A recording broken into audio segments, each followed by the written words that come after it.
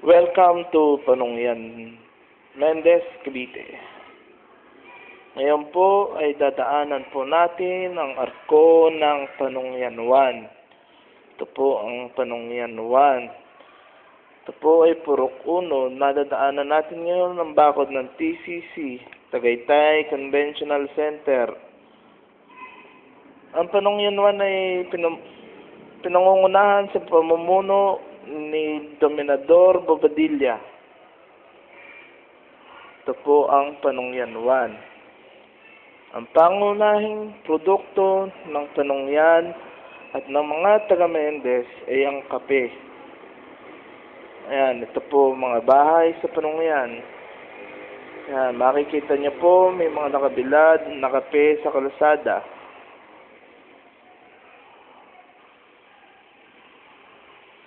Ang Panungyan ay may tuturing na isa sa pinakamalinis na lugar dito sa bayan ng Mendez.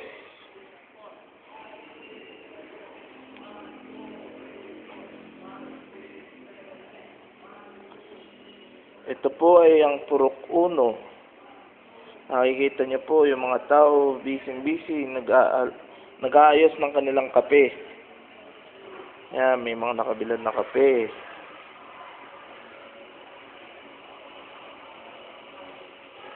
Ang tawag yung iba ay Panungyan Village dahil sa uri ng kalsadang meron ito tsaka sa mga taong naninirahan.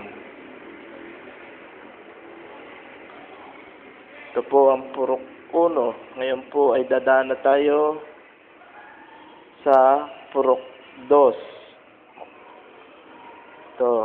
Dito po ang Purok 2. Madadaanan natin yung ginagawang barangay hall sa pamumuno ni Kapitan Dominador Bobadilla, kay Kapitan Duming.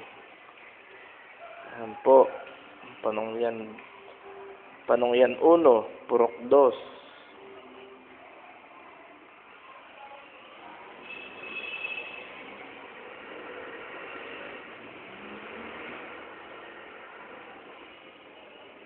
Ang isang uri din dito ng transportasyong mapapansin nyo, tricycle.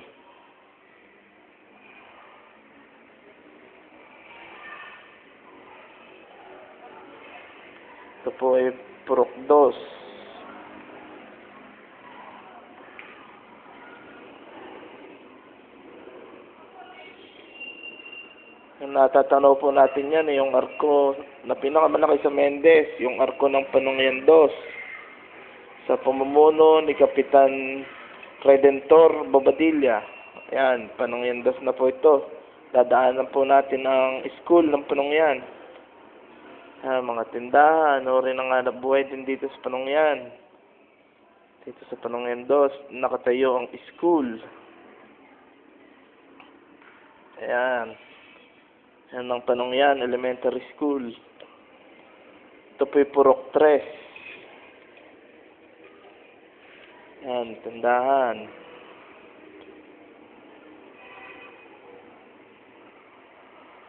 Mga bahay. Dito sa Panungyan. Ito po yung Purok 3. Natin naman madadaanan na yung barangay hall ng Panungyan 2.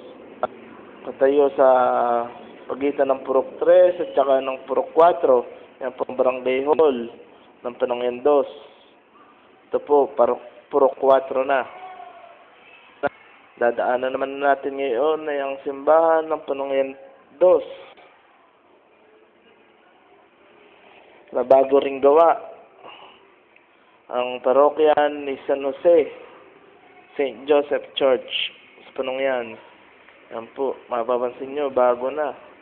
Maganda. Yan, ito po, Purok 4. Yan, sa Purok 4.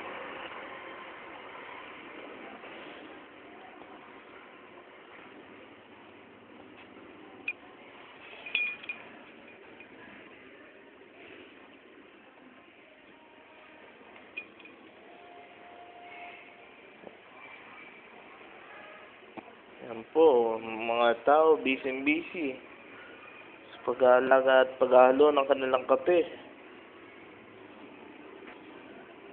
Ito pong sa kalye na papuntang kong kakaliwa, diyan po naman yung Ulo Spring, daan.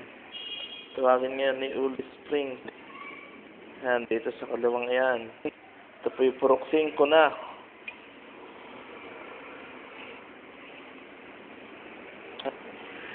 Yan, mga tao. Madadaanan po natin ng isa sa matandang puno dito sa punong yan, yung pine tree. At talagang trademark na rin sa punong yan.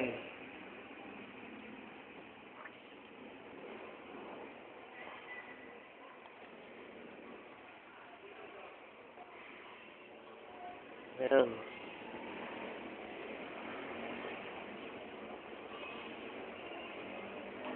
Ito po yung Purok 5. Ito po yung malapit na sa dulo. Nakadulo ng punong yan. Ayan po. Ang dulo ng punong yan, meron po dito ang basketball court. Kung saan ang mga kabataan ay doon naglalaro.